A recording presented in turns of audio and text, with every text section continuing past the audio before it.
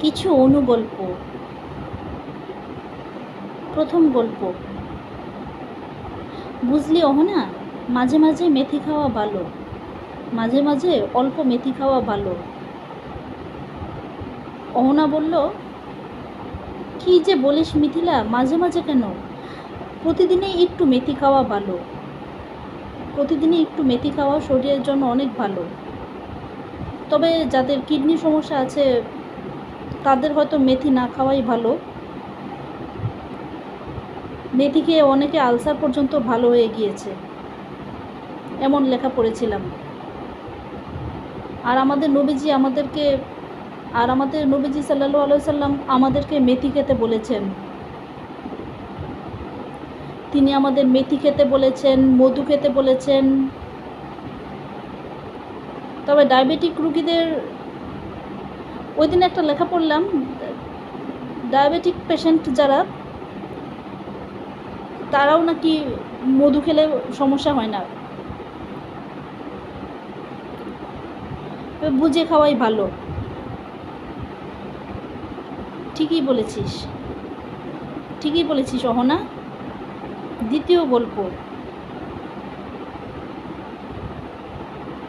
স্ত্রী বলল, কী ব্যাপার স্বামী, তুমি কেন আমাকে সব কথা জানাও না?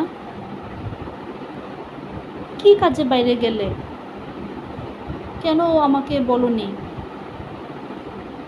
কেন আমাকে জানাওনি, কেন আমাকে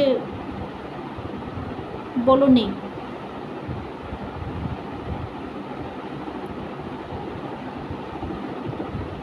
আরে স্বর্ণা, তোমাকে তো সব কথা জানাই, এমন করছো কেন? ও, একটা লাঠি আনো তো। স্বর্ণা বলল, লাঠি কেন? এই দেখো একটা ইঁদুর, এটাকে মারতে হবে। স্বর্ণা দেখলো ইঁদুরটা তাদের সামনে দিয়ে গেল, কিন্তু বেরোনোর কোনো পথ ওদিকে ছিল না। তবু ইঁদুরটিকে আর দেখা যাচ্ছে না। এটা ঠিক ইঁদুর নয়, মানে একটি বড় ইঁদুর, এটি চিকার মতো। সে আঁতকে উঠল। সে বলল, ক্ষমা করো আমাকে। শুনে স্বামী বলল, কি বলছো এসব, মানে? স্ত্রী বলল, আমাকে ক্ষমা করে দাও, এটা হয়তো জিন। যখনই এর কথা মনে হচ্ছে কোথাও না কোথাও একটু ধাক্কা লাগছে, মাঝে মাঝে একটা কালো ছায়া দেখি, এটা হতে পারে সেটা। আবার একটা সাদা ছায়াও দেখি। তোমাকে দোয়া পড়ে ফু দিলাম, তোমাকে দোয়া পড়ে ফু দিচ্ছি, তুমি চলে এসো, আমি যাচ্ছি।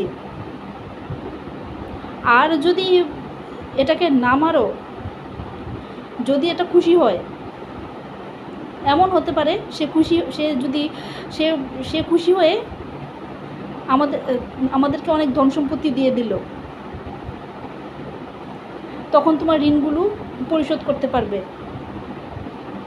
স্বামী হাসতে হাসতে বলল, ধ্যাৎ বোকা মেয়ে। স্ত্রী বলল, আরে এরকম কাহিনী আমি অনেক শুনেছি।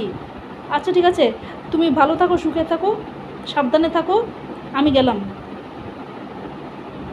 স্বামী একবার অন্যদিকে তাকালো, তারপর পিছন ফিরে দেখলো স্বর্ণা কোথাও চলে গিয়েছে। বুঝতে পারলো অন্য রুমে গিয়েছে, স্বর্ণা অন্য রুমে গিয়েছে। সে হাসলো। সে বুঝতে পারলো স্বর্ণা এতক্ষণ তার সঙ্গে দুষ্টুমি করছিল। তৃতীয় গল্প। প্রচণ্ড রোদ। মিথিলা একটু বাইরে বের হলো। তখন সে দেখলো একটি কালো, ঠিক কালোও নয়, একটু বাদামি একটু কালো একটা ষাঁড় ঘাস খাচ্ছে। তার মনে হলো এটিকে একটু পানি দিলে ভালো হয়, কিন্তু তার সঙ্গে কোনো বক্স বা পাত্র নেই, বাসন নেই যে সে পানি এটিকে খেতে দিবে।